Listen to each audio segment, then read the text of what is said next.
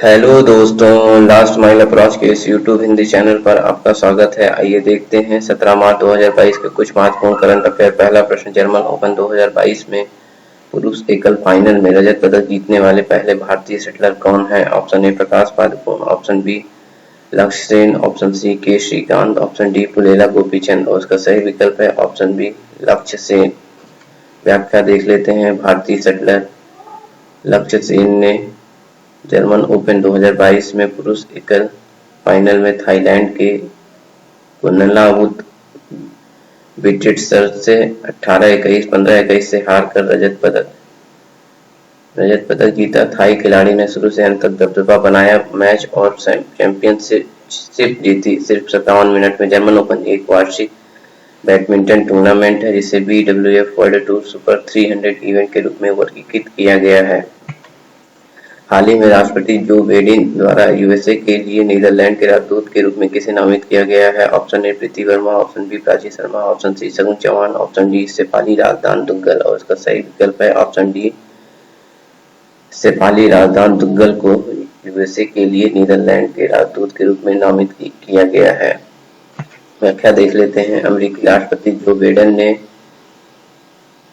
शेफाली राजदान नाम की महिला को एक अहम जिम्मेदारी के लिए नॉमिनेट किया है। शेफाली राजदान मुख्तार जम्मू कश्मीर राज्य से हैं जो अमेरिका में राजनयिक बनी। उनकी उम्र 50 साल है। अमेरिका में वह सिनाटी, शिकागो, न्यूयॉर्क और बोस्टन में रही। अब उन्हें नीदरलैंड भेजा जाएगा। हाल ही में प्रधानमंत्री नरेंद्र मोदी ने राष्ट्रीय रक्षा विश्वविद्यालय का एक नया परिसर राष्ट्र को समर्पित किया है। यह कहाँ स्थित है? Option A Gandhinagar Gujarat, option B Surat Gujarat, option C Lucknow Uttar Pradesh, option D Patiala Punjab और उसका सही विकल्प है ऑप्शन ए गांधीनगर गुजरात में राष्ट्रीय रक्षा विश्वविद्यालय का एक नया परिसर राष्ट्र को समर्पित किया गया। व्याख्या देख लेते हैं। प्रधानमंत्री नरेंद्र मोदी ने गुजरात के गांधीनगर के पास लवण गांव में राष्ट्रीय रक्षा विश्वविद्यालय का एक नया परिसर निर्माण परिसर राष्ट्र को समर्पित किया है। पीएम ने बतौर मुख्य अतिथि RRU गांधीनगर के पहले दीक्षांत समारोह को भी संबोधित किया। विश्वविद्यालय जो राष्ट्रीय महत्व का संस्थान है 1 अक्टूबर 2020 से अपना संचालन शुरू किया।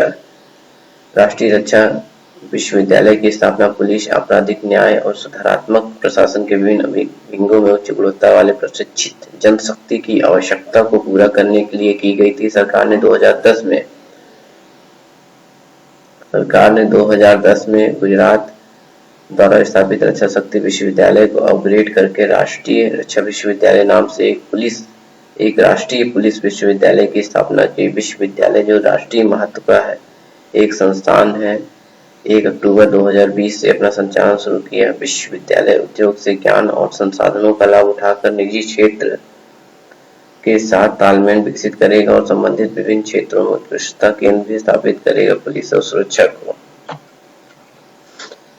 अगला प्रश्न, सारस 3 क्या है जो हाल ही में खबरों में था?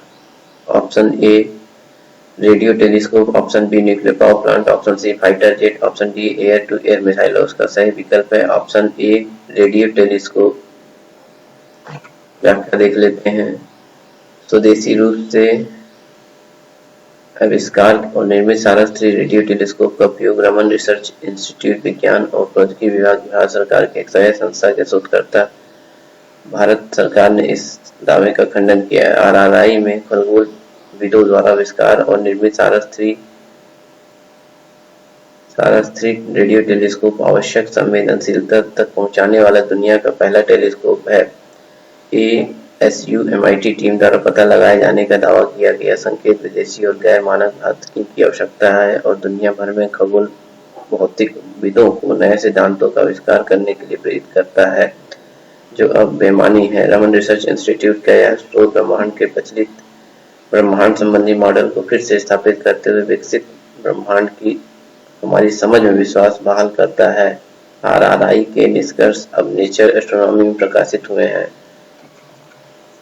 अगला प्रश्न, भारत की पहली स्वदेशी कोविड-19 दवा का नाम क्या है? ऑप्शन ए विनकोव-19, ऑप्शन बी डिनकोव-19, ऑप्शन सी लाइकोव-19, ऑप्शन डी सेलकोव-19 और इसका सही विकल्प है ऑप्शन ए विनकोव-19। व्याख्या देख लेते हैं। उत्कृष्ट परिणामों का प्रदर्शन करने वाले परीक्षणों को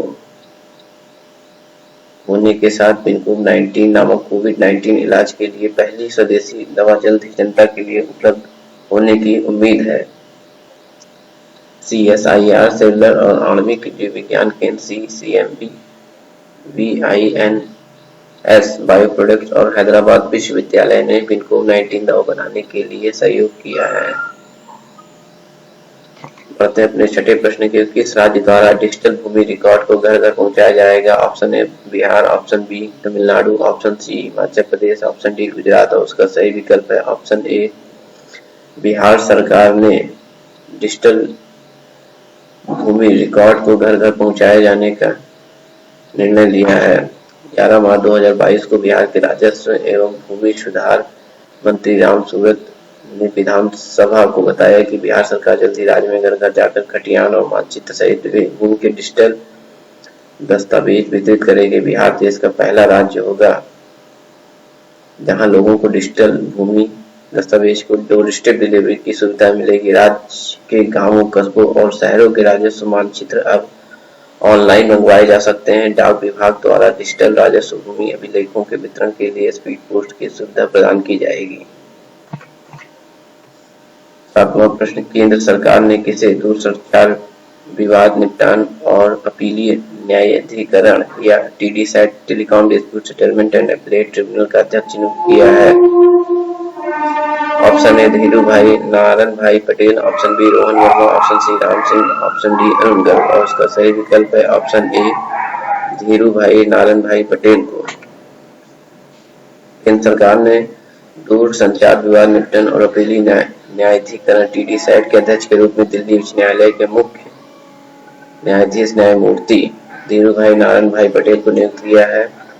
उन्हें 7 जून 2019 को दिल्ली उच्च न्यायालय के मुख्य न्यायाधीश के रूप में नियुक्त किया गया था और अब 12 मार्च 2022 को उनकी सेवानिवृत्ति से कुछ दिन पहले TDSAT का अध्यक्ष नियुक्त किया गया है।